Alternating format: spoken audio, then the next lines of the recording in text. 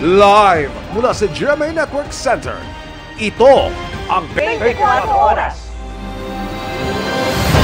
Magandang gabi po, Luzon, Visayas at Mindanao. May banta raw sa kanyang buhay kaya nagtatago ang founder ng Kingdom of Jesus Christ na si Pastor Apollo Kibuloy. Sa gitna po yan ang investigasyon sa kanya ukol sa mga aligasyong sexual abuse ng ilan sa mga dating miyembro ng kanyang grupo. Sabi pa ni Kibuloy, tinitiktikan siya sa sabwatan daw ng Pilipinas at Amerika para siya'y kidnapin at patayin. Pero sabi ng ilang senador, kung hindi pa haharap si Kibuloy sa susunod na pagdinig sa Marso, ipapaaresto na siya. Nakatutok si Salima Refran. Sapagkat ang buhay ko ngayon ay nanganganib. Kahit mukha ko, hindi ko pwedeng ipakita sa inyo. Boses lang at walang video ang inilabas na pahayag ni Kingdom of Jesus Christ founder Pastor Apollo Kibuloy kasunod ng mga alegasyon laban sa kanya ng mga dating miyembro sa pagdinig ng Senado. Gawa-gawa at paghahabol lang daw sa kanya ang mga alegasyon ng rape at sexual abuse. Single ako, kaya pinag-aagawan ako.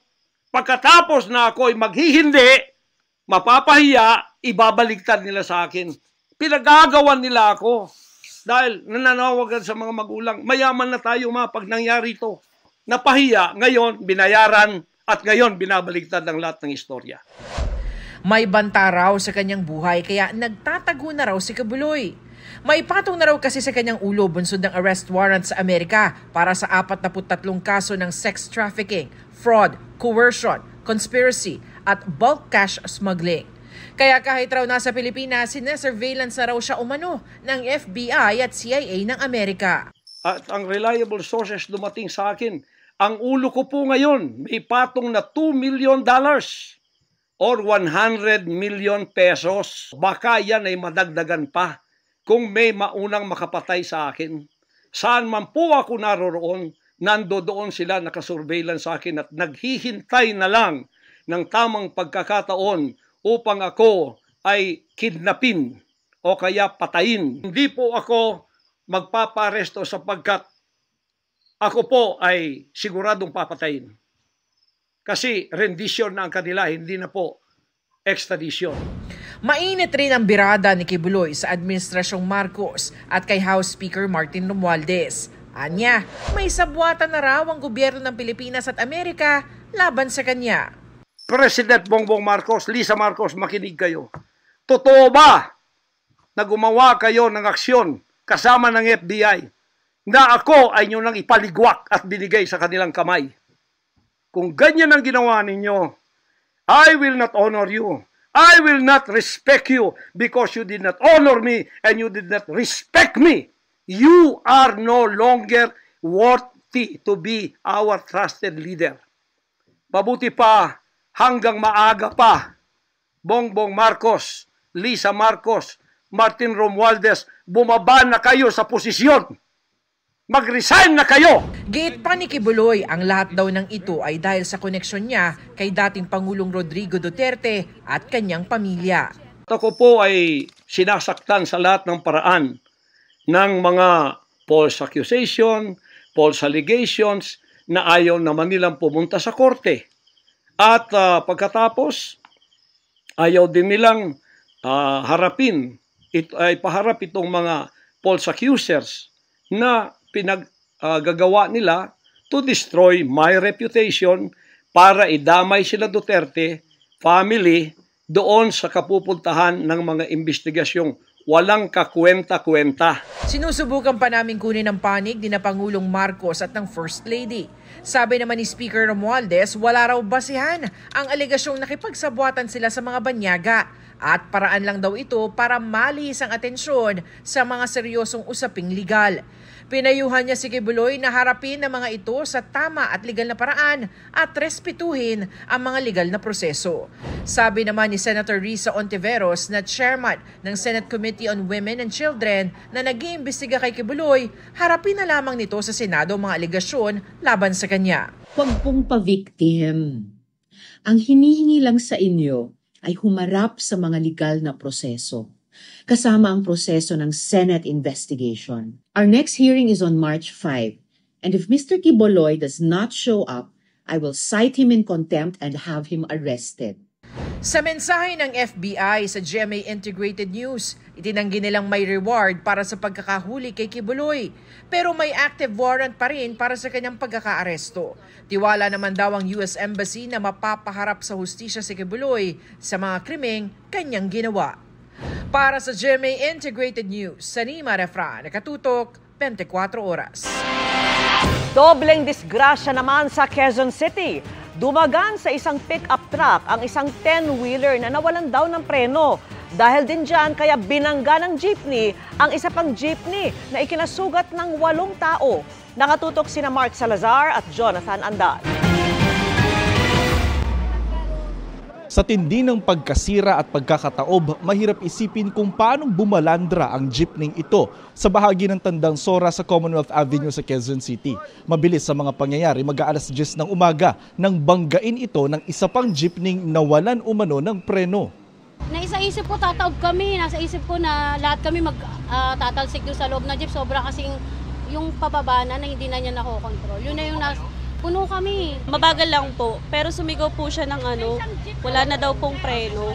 Si Alfred na sakay ng tumaob na jeepney na ipit at natapunan pa ng langis. Parang mainit kaya nasugat yung mga ko. Ano nangyari sa'yo? Parang tuklap yung kuko ko. Tumalon agad ako, umakyat ako doon sa may pinto. 7 iba pang pasahero rin ng parehong jeepney ang sugatan din. Pinakanapuruhan ang isang lola ayon sa tauhan ng MMDA. Marami po siyang rito, iniinda sir. Yun nga po, hindi niya rin po magalaw yung kamay niya. Sabi ng driver ng jeepney na wala ng preno, ibabangga sana niya ang jeepney sa poste ng ginagawang MRT. Pero Biglang sumingit itong tumaob, papasok siya rito. Kaya yun na lang ang binangga ko, katawan niya. Siya ang bumangga sa puwit ko, mali naman yung sinasabi niya. Siya na nga ang nawala ng preno, siya na nga nagsisinungaling. Sa dami ng tumagas na langis, kinailangan itong lagyan ng kusot at bombahan ng tubig. Nagdulot ang aksidente ng matinding traffic. Mag-aalas 11 naman ng umaga sa Katipunan Avenue, marahan umaandar ang orange pick-up sa second lane sa direksyong Palibis at SLEX nang dumating ang mas mabilis na 10-wheeler truck sa kaliwa. Narampa ito sa gutter kaya tumagilid at nadagana ng pick-up. Hindi malala ang UP sa kaliwang bahagi ng pick-up kaya hindi nasaktan ng driver nito na hindi na humarap sa media. Bahagyang nagkagalos naman ang driver at pahinante ng truck. Kunti lang po. Injury damage lang po. Saka po yung driver ko sa may tuhod lang. Iniimbestigahan pa ang driver ng truck para malaman kung human error o mechanical error ang nangyari. Pero sabi ng kanyang pahinante, Naka-stop po kami sa may stoplight po pag-go po namin nawala ng preno. Anong oras yan? Mga 11 po. Habang nililikom ang kahon-kahong juice drink para ilipat sa Romelyebong delivery truck, matinding traffic ang sanhi nito na tumukod hanggang CP Garcia at Luzon Avenue sa may Commonwealth. Kahit pa isang lane na lang ang sarado ng maitayo ang truck, hindi pa rin naibsan ang traffic sa naipong volume sa Saverville, Anonas at V-Luna Extension. Natanggal na rin ang mga sasakyang sangkot sa aksidente bago mag-rush hour ng hapon. Para sa GMA Integrated News, Mark Salazar. At ako po si Jonathan Andal. Nakatutok kami 24 oras. Patay sa pagsabog ang isang foreman habang isang trabahador ang sugatan. Hinihinalang nag-leak ang gas na ginagamit sa pag-aayos ng isang estero sa Maynila. Nakatutok si Mariz Umali. Pinagtulungang iahon ng mga residente ng Estero de Quiapo ang lalaking ito matapos sumanong tumilapon sa ilog kasunod ng isang malakas na pagsabog sa tinatrabaho raw nilang retarding basin kaninang umaga. Proyekto ito ng DPWH kung saan sinisemento nila ang ilalim ng ilog para raw mas mabilis dumaloy ang tubig. Hinihinala natin na yung tangke na yun ay sumingaw na doon sa ilalim kung kaya naging resulta nga yung pagsabog. Nakita ng mga investigador na naiwan pa sa ilalim ng barge ang mga tangke na posibleng doon lang daw nila iniimbak kahit tapos na ang trabaho, na lubha raw delikado.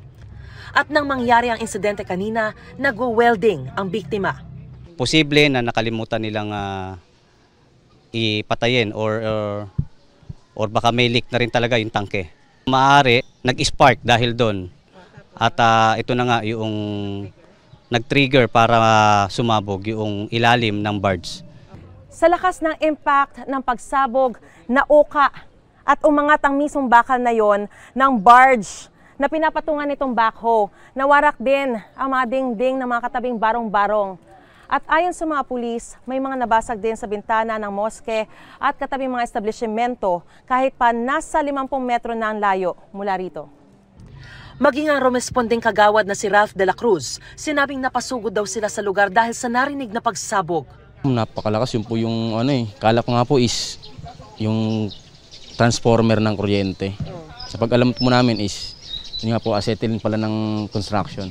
Tinakbo ko po sa ospital, sa Jose Reyes po. Pagdating po namin doon, sinik po ng doktor, sinabihan na nga po yung engineer na wala na raw po talaga, patay na po talaga. Ang nasawing biktima nagtamo ng malaking sugat sa ulo, pati sunog at bali sa iba't ibang bahagi ng katawan. Sugatan din ng isa pang trabahador pero nasa mabuti na raw itong kalagayan. Nagparating ng pakikiramay ang construction company na pinagtatrabahuhan ng mga biktima at sinigurong sasagutin ang mga gastusin ng mga ito. Sa pamilya, nakipag-coordinate ko nung dapat. Siyempre po nakikiramay at nakahanda po kaming tumulong. Sa ngayon ay tigil muna ang operasyon para sa proyekto habang nagpapatuloy ang investigasyon. Para sa GMA Integrated News, Mariz Umali Naktutok, 24 Oras. Hawak na ng Bureau of Customs ang isa pang mamahaling supercar na Bugatti Chiron na ipinasok sa bansa ng walang kaukulang dokumento. At nakatutok si Maki Pulido. Sa isang exclusive subdivision sa Alabang natunto ng Bureau of Customs ang asul na Bugatti Chiron na ito. Ang mamahaling supercar tinatayang nagkakahalaga ng $3 million o mahigit 160 million pesos kada isa bago pa mapatawan ng import taxes. Isa ito sa dalawang Bugatti Chiron na pinaghahanap ng ahensya dahil naipasok raw sa bansa na hindi dumaraan sa BOC. Una nang natunto ng pulang Bugatting Chiron na ito na isinuko na rin ng rehistradong may-ari. Ang may-ari naman ng ikalawang Bugatti sumubok para lumusot at sinabi si NBI at Customs na naibenta na raw niya ang sports car. Pero nang hingi ng deed of sale para matunto ng napagbentahan, nag-volunteer na lang ito na i-turn over ang Bugatti. Ang nag-turn over sa amin is yung lawyer na lang nung may-ari. Wala namang sinabi yung lawyer kanina except nga na sinusurrender na nila yung auto. Ang mamahaling supercar isinakay sa flatbed na truck at dinala sa Bureau of Customs. Magkakaroon po yan ng hearing sa Law Division. Isasampay na po yung registered owner. Pero marami pang tanong na hindi masagot ang Bureau of Customs. Hindi pa nila masabi kung sinong nagpalusot, paano at saang pier pinalusot ang luxury car na hindi nagbabayad ng tamang buwis. Para sa GMA Integrated News, Maki Pulido Nakatutok, 24 Oras. Mas mabilis na biyahe at mas maraming oportunidad at trabaho. Ilan lang daw yan sa target na malikha ng pinasinayaang Airport New Clark City Access Road mula Pampanga hanggang Tarlac at ang itatayong Clark Central Business District. Nakatutok si John Ponsoy ng GMA Regional TV, 1 North Central Luzon. Ito ang kalsadang magpapabilis ng biyahe mula Clark, Pampanga patungo sa New Clark City sa Tarlac na pinasinayaan ni Pangulong Bongbong Marcos. Ang kasalukuyang 1 oras na biyahe magiging 20 minuto na lang, toll-free pa, dahil sa halos 20 kilometrong Airport New Clark City Access Road o ANAR na merong 6 na lane. This Clark International Airport to New Clark City Access Road or ANAR is a key component in boosting the Clark metropolis as an investment and tourism destination. It aims to enlarge Clark's profile in the global investment map. Desyembre pa nakumpleto ang carriageway ng access road pero magkakaroon pa ng mga bike lanes, pedestrian lanes at linear parks na pagaganahin ng renewable energy. Lalagyan ito ng landscapes at slope protection at idudugtong sa bagong bukas na Sacobia Bridge ng Bamban, Tarlac. Sa Hulyo, target maging fully operational ang mahigit 8 bilyong pisong proyekto. This connector road, modest as it is, will play a major role in harnessing the full commercial and economic potential of the New Clark City, the whole Clark area, and the neighboring communities. Gusto natin gumawa ng next BGC in the country, pero mas maganda. It will call Clark Central Business District. And it will create more than 170,000 jobs. Yun ho ang projection namin dyan.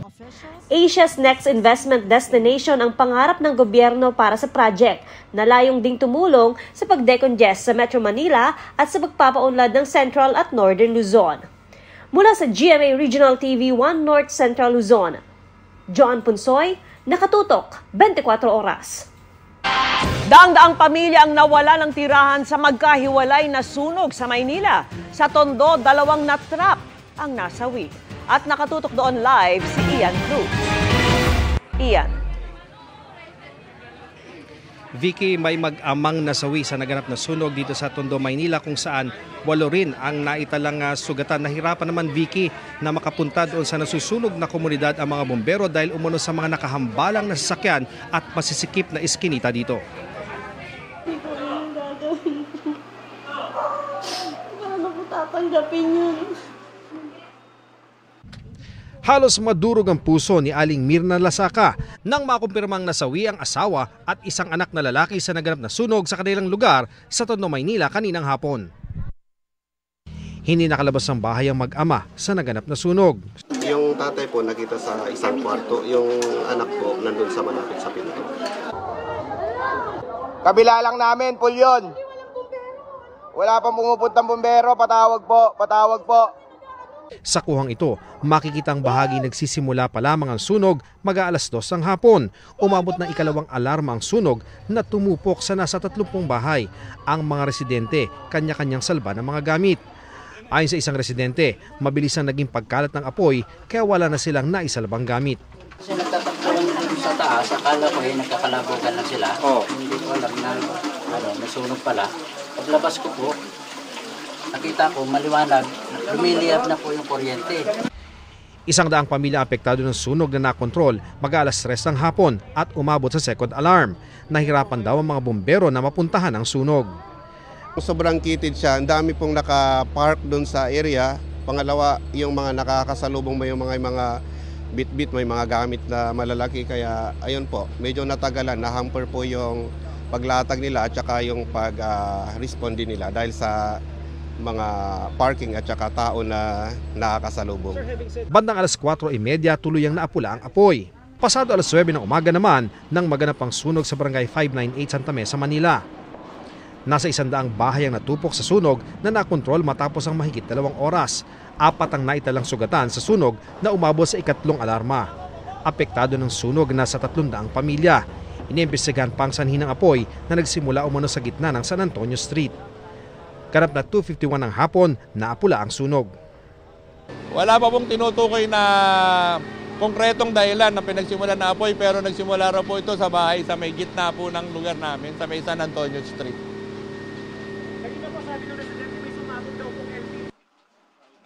Usap ng mga taga-City Social Welfare and Development Office yung mga nasunugan dito sa Barangay 52 sa Tondo, Maynila. Itong mga tent na nakikita natin dito, Vicky, dito na rin daw magpapalipas ng magdamag yung ilan sa mga residente na wala talagang matutuluyan ngayong gabi. At bukod dito sa Tondo at sa bahagi ng Santa Mesa ay nagkaroon din ng sunog sa San Andres kaninang hapon at nagkaroon din ng sunog kaninang umaga sa Camarin, Caloocan. Balik sa iyo, Vicky. Maraming salamat sa iyo, Ian Cruz. Sa gitna ng umpugan ng Kamara at Senado, muling inihayag ng Pangulo na Senado ang mangunguna sa pag-amyenda ng konstitusyon.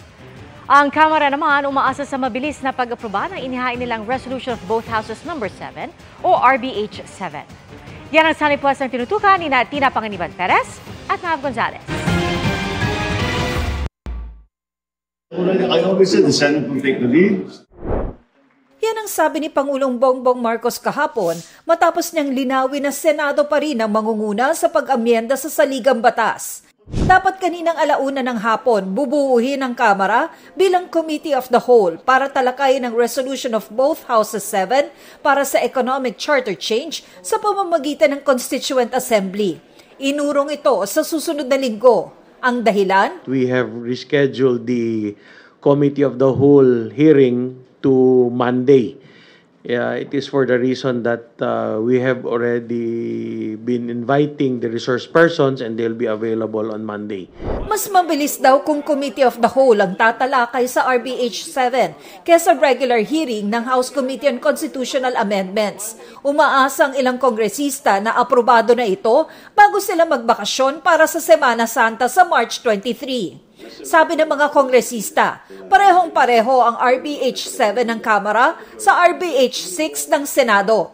Pero kung magkaiba ang aaprubahan ng Senado at Kamara, handa kaya ang Kamara na sundin na lang ang aaprubahan ng Senado para mailusot na ang tsa-tsa? Anything is possible if it will expedite things to make things faster because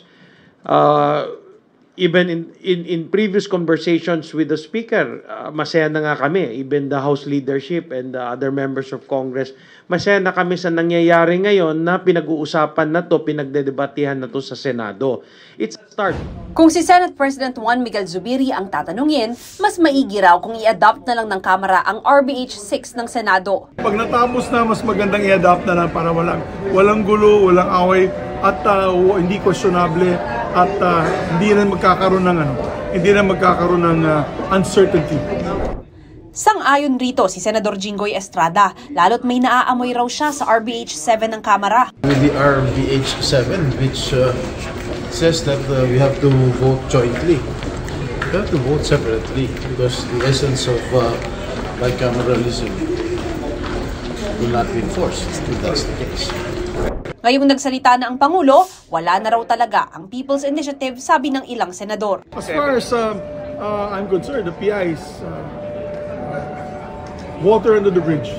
Para sa GMA Integrated News, Mav Gonzalez, Tina Panganiban Perez, nakatutok 24 oras.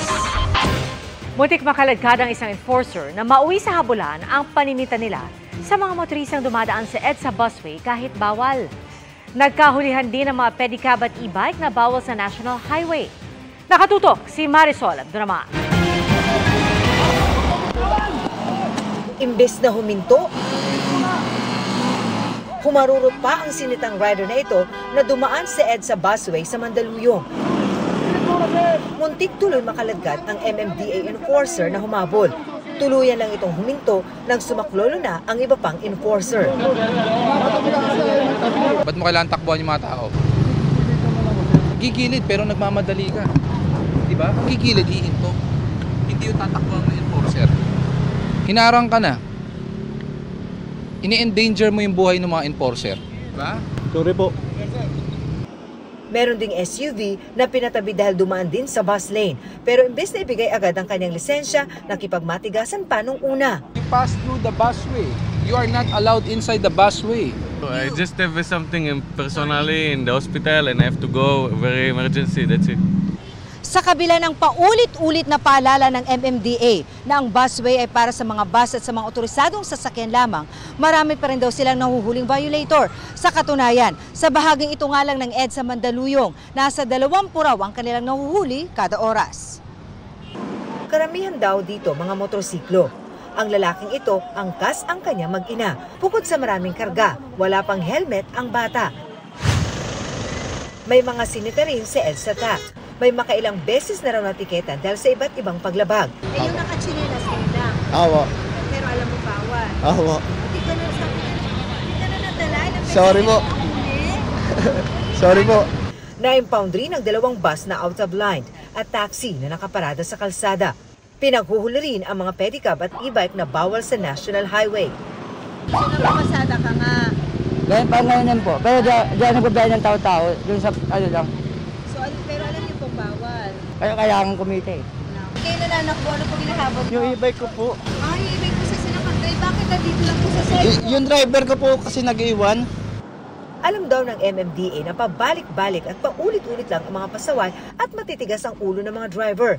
Kaya tuloy raw ang kanilang pakikipagtulungan sa mga LGU. Consistency will be the key dahil pag napansin at naramdaman ng ating mga kababayan, lalong-lalo po ang mga motorista, masasanay po sila eh. Para sa GMA Integrated News, Marisol Abduraman. Nakatuto, 24 oras. Tulad sa kanyang bagong series, gusto ring i-pursue ni Joe Berry ang pagiging abogado in real life. May kurot sa puso ang Anay dream that she shares with her late dad. Bakit kaya? Makichika kay Aubrey Carampel. Kung hindi po dumating yung pag-artista, siguro abogado na ako ngayon. Yan ang ni-reveal ni Joe Berry sa pag-upo niya sa GMA Integrated News interviews. Kaya dream come true raw ang pagganap niya bilang abogado sa upcoming Kapuso Afternoon Prime series na Lilet Matias, Attorney at Law. Pinaghandaan daw talagang mabuti ni Joe ang kanyang karakter. Nag-immersion at nag-observe sa loob ng courtroom. Nanood din daw siya ng mga legal drama. Ngayon talaga puspusan yung pag-aaral when it comes to lines kasi syempre dapat tama. Marami din akong natututunan. At the same time kasi ever since nung bata ako, pangarap ko po talaga maging lawyer. So ngayon feeling ko nabigyan ako ng chance na i-role play muna siya. Ang pangarap niyang ito, soon ay tutuparin daw niya para sa yumaong ama. It's a dream na sinishare ko with my papa. Mula bata ko yun, parang yung gusto niya rin for me. Nung bata daw siya, gusto niya din maging abogado. Tapos nung ako, habang tumatanda ako, naisip ko na, gusto ko din maging abogado. Gusto ko na nakakatulong ako sa iba. And gusto ko rin kasi talaga makagawa ng kahit maliit na difference po when it comes to people with dwarfism and people with disability. 2021 nang magkakasunod na pumanaw ang ama ni Joe, pati na ang kanyang kuya at lolo dahil sa COVID. Nung birthday nga raw niya nito lang February 9, ang ikatlong taong nagdiwang siya na wala ang ibang miyembro ng pamilya. Mahirap daw pero gaya ng karakter niyang si Attorney Lilet na hindi basta-basta sumusuko sa mga hamon ng buhay. I pray I hope po talaga na proud sila kasi yun po yung last na sinabi ni Papa sa akin na ituloy ko lang yung laro ko kasi alam niya na kung gaano ako naging masaya dito po sa craft ko ngayon. Habang hindi pa raw siya abogado, ginagamit naman daw ni Joe ang pagiging artista para makapagbigay ng inspirasyon sa tulad niyang may dwarfism. Grateful po ako of course sa GMA kasi kung di naman nila ako binigyan ng chance nung umpisa, hindi naman po hahaba ng ganito. And up until now, very proud po ako na alam ko naman na yung representation na nagagawa ko ngayon is malaking tulong sa mga may dwarfism. At mensahe raw niya sa mga taong tulad niya na may mga gustong tuparin na pangarap. Trust yourself. Yun talaga yung number one. Kasi kapag wala kang tiwala sa sarili mo, hindi mo ma-achieve ang kahit na ano. And of course, lagi nyo rin pong tatandaan na lahat naman tayo may pagsubok na pinagdadaanan. So gamitin nyo po yan na fuel to strive to be the better version of yourself. Call the case. Gagawin ko. Mapapanood na ang Lilet Matias, Attorney at Law sa March 4 sa GMA Afternoon Prime. Aubrey Carampel, updated sa Showbiz Happening. Samantala, higit pa sa delikadong cyanide fishing ang nadiskubring dredging sa mga inaangking teritoryo ng China at Vietnam sa South China Sea. Kita po sa satellite image ang pinsala na sinlaki ng kalahati ng Quezon City. Nakatutok si Chino Gaston. Ang epekto ng pagpapalawak ng China at Vietnam sa kanilang inaangkin sa South China Sea, lalong kita sa satellite imagery ng Asia Maritime Transparency Initiative o AMTI nitong Disyembre. Bakas ang tuloy na dredging activity ng dalawang bansa sa mga isla at bahura o corals tulad sa kuwang ito sa Subi Reef na nasa loob ng 12 Nautical Territorial Sea ng Pag-asa Island. Ang mga itim na marka sa bahura, tanda raw ng paggamit ng mga lagare na iginakabit sa mga propeller ng bangka para kunin ang mga giant clam o taklobo. Mula taong 2012, 181 features sa buong South China Sea ang nawasak ng dredging at paghango ng mga taklobo ng China. Mahigit 21,000 acres ang pinsala o sinlaki ng kalahati ng Quezon City. Nasundan ito ng pagsira naman ng Vietnam sa di bababa sa 1,500 acres o higit 750 hectares ng coral. Mainly, it is to build outposts on their maritime entitlements and to strengthen their sovereignty claims. Unfortunately, it is also the most detrimental to the environment. Malaking problema ito sa Pilipinas na kumukuha ng 7% ng kabuuang fish catch kada taon mula sa West Philippine Sea na sakop ng inaangking teritoryo ng China. A vital component of the flourishing fisheries and other seafood resources in the West Philippine Sea is the healthy marine environment wherein these marine resources could thrive. And part of this environment are the coral reefs. Pero posibleng mas malaki pa raw ang pinsala ayon sa isang Amerikanong maritime expert. Ang masama pa, tila may basbas umano ng Chinese government ang mga mapanirang aktibidad. When you look at the totality of reef destroyed, China has destroyed at least 15 times as much coral reef intentionally as China, and that is probably a vast undercount. We can only identify the damage to shallow reef surfaces. It is engaged in environmental aggression on a regional scale and has turned reclamation into an environmental weapon of mass destruction. Pero kaugnay ng sumbong ng mga mangingisdang Pinoy na gumagamit ng China at Vietnam ng cyanide sa Baho de Masinloc, sa ngayon ay wala pa raw ebidensya ang CSIS o UP Marine Science Institute. I've not seen any evidence that would suggest that there was some kind of large scale. Sinusubukan pa naming kunan ng pahayag ang mga embahada ng China at Vietnam sa pag-aaral ng AMTI at CSIS. Pero dati nang sinabi ng China na isa sa misyon ng kanilang Coast Guard ang pangangalaga ng marine environment sa mga inaangking teritoryo. Samantala, pinabulaanan ng National Security Advisor ang paratang ng China na pang-uudyok ng gulo ang Joint Air Patrols na isinagawa ng US at Pilipinas noong Lunes. Bahagi daw ito ng pagbabantay sa sariling teritoryo ng Pilipinas at pagtaguyod ng kaayusan sa rehiyon, karapatang napapaloob sa international law, partikular sa United Nations Convention on the Law of the Sea o UNCLOS. Para sa GMA Integrated News, Chino Gaston nakatutok, 24 oras. Sa ating po ulat panahon, patuloy na nakakaapekto ang easterlies sa malaking bahagi ng bansa. Yung mainit na hangin po ay magdudulot ng localized thunderstorms kaya maging handa po sa pag-ulan na posibleng magpabaha.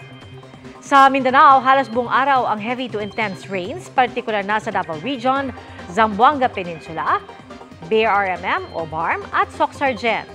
Sa hapon naman ang ulan sa Visayas at may light to moderate rains sa Bohol, Leyte at Negros Oriental. Light rains naman ang aasahan sa Bicol Region at Quezon. Madadagdagan po ang ulan sa hapon sa Luzon, gaya sa Palawan at Aurora. At dito naman sa Metro Manila, hindi pa rin inaalis ang tsansa ng ulan, kaya huwag pong kalimutan ang pagdala ng payo. Mga kapuso, kahit hindi pa tapos ang amihan season, ramdam na maging ng mga alagang hayop ang sobrang init. Sa Isabela nang matay na ang ilang manok. At nakatutok si Rafi Tima. Hindi pa tapos ang Pebrero pero init na ang mga alagang hayop na ito sa luwag sa Ilocos Norte. May hinang-hina ng araw kaya kinatay na bago pa mamatay. Habang sa Isabela, may mga namatay ng manok sa mga alaga ng backyard racer na si Arlene. Para mabawasan ang mga mortality sa aming mga alaga ay ang tamang pagpapakain, paglagay ng exact na tubig, then yung paghalo po namin ng mga vitamins and minerals sa kanilang mga inumin. Ayon sa United Broilers Racers Association, masamang pangitain ito. Dapat February wala pang nadadali. Handa naman daw ang mga malalaking poultry farm sa inaasahang mas matinding tag-init dahil sa El Nino.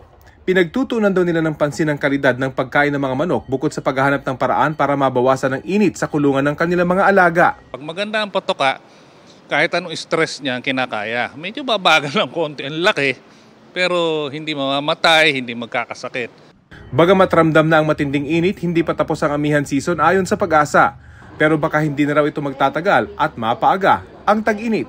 May possible na may slight na mas earlier than sa March 21 nung time na dineclare na nagkaroon tayo ng termination ng Northeast Monsoon last year. Dahil sa El Nino, pinaghahanda sa matinding init ang lahat, lalo sa Cagayan Valley. Mostly sa later part ng May or April and May, makikita natin na medyo may mga matataas na talagang temperatura ang mararamdaman ng mga nasabing lugar. They could get as high as 40. Ayon sa Pag-asa, dahil sa El Nino, paghandaan na raw ang posibilidad na mas mahaba at mas mainit na tag-init ngayong taon. Isa sa mga madaling tamaan ang mga alagang hayop na umaasa sa kanilang mga tagapag-alaga para sila ay maprotektahan laban sa painit na panahon. Para sa GMA Integrated News, Rafi Tima nakatutok, 24 oras. Another Pinoy pride ang hatid ng Filipino-Canadian na bibida sa live-action series na Avatar: The Last Airbender. Happy to be back home si Gordon Cormier, kasama pa ang co-star na first time naman sa Pilipinas. Makichika kay Katatibayan. Avatar: The Last Airbender fever is officially on dahil nasa bansa ngayon ang dalawa sa mga bida ng highly anticipated Netflix series. Ang gumaganap na ang Filipino-Canadian na si Gordon Cormier at ang kontrabid ng si Prince Zuko ng Fire Nation na ginagampanan ni Dallas James Liu. Sa fan meeting and press conference ngayong araw, magiliw silang winelcome. On-screen magkalaban ang kanilang karakter, pero off-cam, kalog na mag-BFFs daw sina Gordon at Dallas. Proud Pinoy pa itong si Gordon. It has been amazing. I'm back in my homeland, Filipino right here. Yeah. It's nice to be back home. Haven't been here in a while because of COVID, so it's really nice. Got to see my family. It's been really exciting. This is my first time in Manila, and everyone's been very welcoming, and it's so hot. I feel like I'm in the Fire Nation. Iconic ang roles at maganda ang istorya ng Avatar: The Last Airbender. Kaya priceless daw ang experience na bumida sa live-action series. Si Gordon, 35 times daw pinanood ang naunang pelikula ng Avatar. Tears, crying, happiness. Nakakamangha rin ang ilang action at nakakantig din ang mga tagpo sa Avatar: The Last Airbender. Pero kwento ni Dallas at Gordon, may scary at funny moments din sila behind the scenes. During the Agni Kai, my wig fell off like a ton. I would like do a flip, and then I'd just be like bald with the like little 3 inches of hair that I wire rig attached to my back, and they had to pull me up like 50 feet, like super fast at like 60 kilometers an hour. And that was really scary. It was memorable, but it was terrifying. And the look on my face was pretty accurate. I wasn't even acting. I was just screaming and yelling. Para ipakita ang kanilang solid support sa Avatar, nagbihis taga Fire Nation, Earth Nation, Water Nation at Air Nation ang avid fans. Nagmistulang Fire Lord si Prince de Guzman at si The Right One star at drag diva Eva Le Queen. Naki-Avatar: The Last Airbender craze rin sina Sparkle Hunks Radson Flores at Kim Perez. Nang aming makapanayam sina Gordon at Dallas, overwhelmed sila na big hit dito sa Pilipinas at marami ang following ng Avatar series. Sometimes you forget how big of a project this really is and how much it means to the world. So coming here and getting to interact with some of the fans and talk with people, I just feel even more grateful to be a part of this journey. The Philippines is not only excited, but they're really supportive of Gordon. You know, I mean, him being of Filipino heritage, I think that means a lot for the people here. Shout out Philippines. There you go. Message to the Filipinos out there. We love you. Go for it. Kapupulutan din daw ng aral ang Avatar: The Last Airbender. Kaya mensahe nila sa mga kabataan lalo na kapag nahaharap sa mga pagsubok. Keep on fighting. Everyone who has dreams that they want to pursue, at least give it a shot because you'll never know what will happen if you don't. Just don't give up. Keep trying, like dream big. There's nothing that can really go wrong. Katatibayan, updated sa showbiz happenings.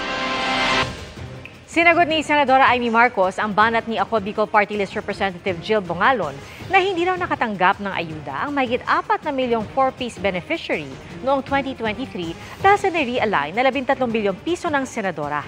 At kay Senador Marcos, inirekomenda niya ang paglilipat ng pondong hindi pa nagagastos sa 4-piece papunta sa iba pang proyekto ng DSWD para maiwasan anyang mabalik ito sa Treasury. Ayon sa Senadora, balanseng 8 bilyong piso ang inilipat sa ibang proyekto ng DSWD na madali ipatupad gaya ng supplemental feeding at AICS. At dagdag pa niya, sa Bicameral Conference Committee raw tinanggal ang 5 bilyong pisong halaga ng Assistance to Individuals in Crisis Situations o AICS dahil kulang sa pondo. Ito raw 2 halaga, ang suma total ay 13 bilyon. Ang marahil tinutukoy ng anyay ilang nalilito.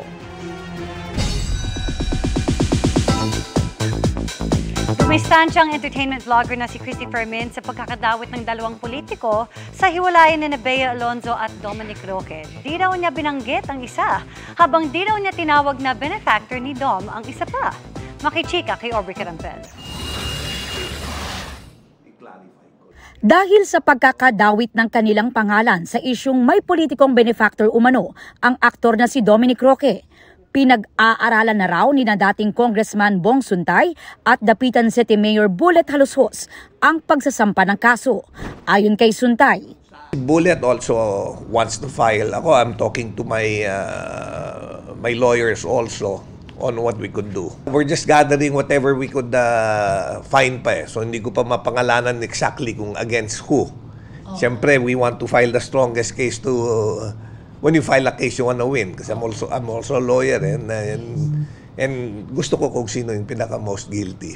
Giit ng dating kongresista, matagal na niyang kaibigan si Dominic at nalagyan ng mali siya ang pagkuha niya rito bilang brand ambassador ng gasolinahan. Kahit hindi niya pangalanan, siyempre pagka sinabi mo na sino ba naman yung politiko na may-ari ng gasoline company. There are malicious people na, uy, ito, may picture kasama ako na yan nga, yung contract signing namin for gas station.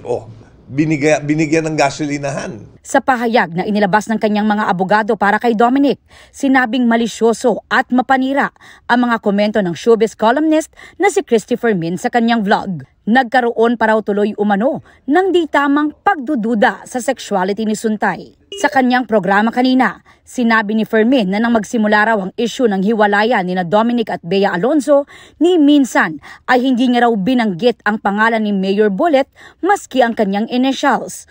Wala rin daw siyang sinabing benefactor ni Dominic si Suntay. Nagtataka nga raw si Fermin kung bakit nagpa-interview sina Suntay at Halushos tungkol sa issue. Dahil dito, hindi raw siya hihingi ng tawad o paumanhin para sa mga bagay na hindi naman daw niya sinabi. Sinusubukan pa rin naming kunin ang reaksyon ni Dominic at ni Mayor Bullet. Para sa GMA Integrated News, Aubrey Carampel, nakatutok 24 oras. And that's my chika this Wednesday night. Ako po si Iya Araliano, Miss Vicky, Miss Pia Emil. Thank you, Iya. At yan po ang mga balita ngayong Miyerkules. Ako po si Vicky Morales. Ako po si Pia Arcangel para sa mas malaking misyon. Para sa mas malawak na paglilingkod sa bayan. Ako po si Emil Sumangil. Mula po sa GMA Integrated News, ang News Authority ng Pilipino, nakatutok kami 24 oras.